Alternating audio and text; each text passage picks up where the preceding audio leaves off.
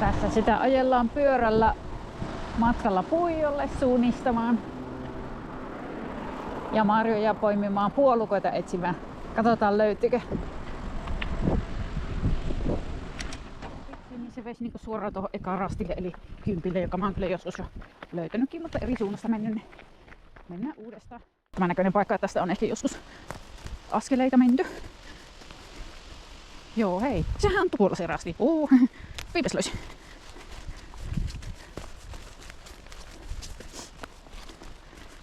Katsotaanpas vielä. Eli tämä on rasti 10 ja kumpari on merkittynyt tuohon rastimääritteessä, kun täällä ei kyllä hirveästi näitä maamuotoja tässä on, niin sitten varmaan tuo nyt lähi sitä kuvaa. Jaha, oma toimi rasti numero 40. Oliko se? Kyllä, jes, eli se on löydetty. Kiva juttu. Otetaanko sitten vaan suunnalla tuonne seuraavalle rastille, mennään 9. Noin. Ja sitten tämä väkäset siirretään, tuon rasion väkäset tuonne karttapohjoiseen. Ja sitten näyttää sitten tuonne päin lähetään. Mitäs tässä on matkalla? Alamäkeä. Oi tänne. Joo, tosi kiva möyviä täällä. Ei reppu meinaa enää tullakaan. Hei, mikäs tuossa on? Didi! Ja kivikin siinä on. No ihan vahingossa löysi, vaikka kyllä ehtinyt kävellä. Menisi vielä kävellä vähän matkaa.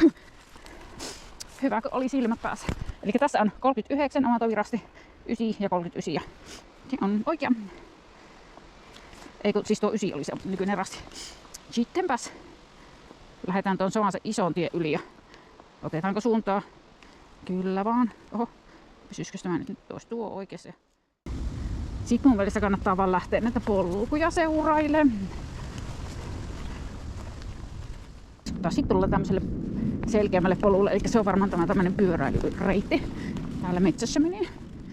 Ja hetkinen, katsotaan sitten tarkkaan, niin ei tarvi niin ehtiä, eli se olisi kivi jossain tuolla. Varmaankin oliko se kivi. Hetkinen, rasti numero 8. Kumpari. Okay. Etsitään. Se oli aika tavalla suoraan tästä. Nyt silmät auki, sitten näkyykö rasteja. Viime suunnistukselta jää mieleen, että pidä silmät auki. Ja hei, tuollahan näkyy tämmönen rastin tapainen. Rasti siintää siellä. Sinnepä siis rienämme oitis.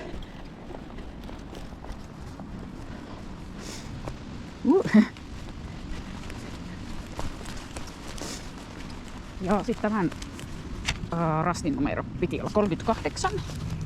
Ja se on se. Yes, löytyy. Mutta jos niinku tuonne päin, koska metsä on niin kiva kulkea, niin tämä on tämmönen helppokulkuinen metsä. Mennäänpäs vaan suunnalla. Kimpele tuolla päällä, mutta tuollahan näkyy rasti. Jee.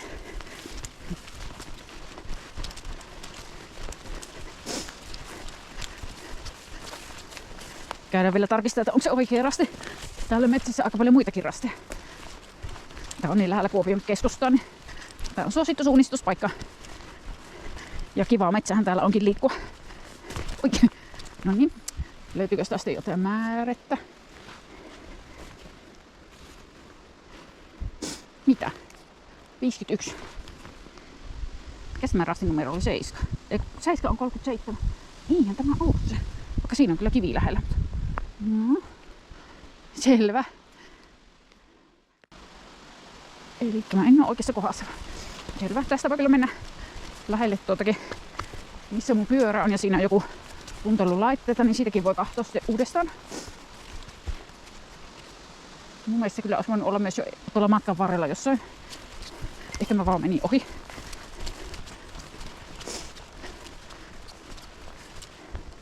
Toivottavasti nyt se on 7 ja sitten se olisi niinku, tuolla on kyllä se ulkoilupaikka, joo. Eli pitäisikö vaan mennä.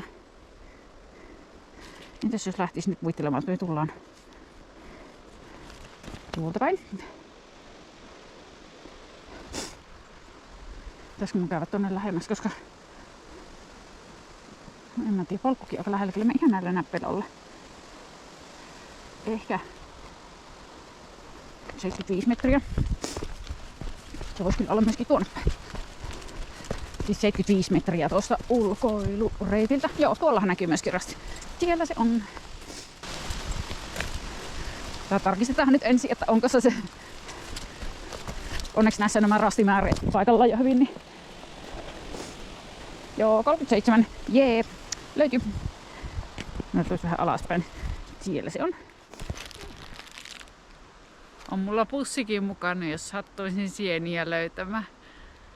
Mutta katsotaan. Moi moi! GoPro stop.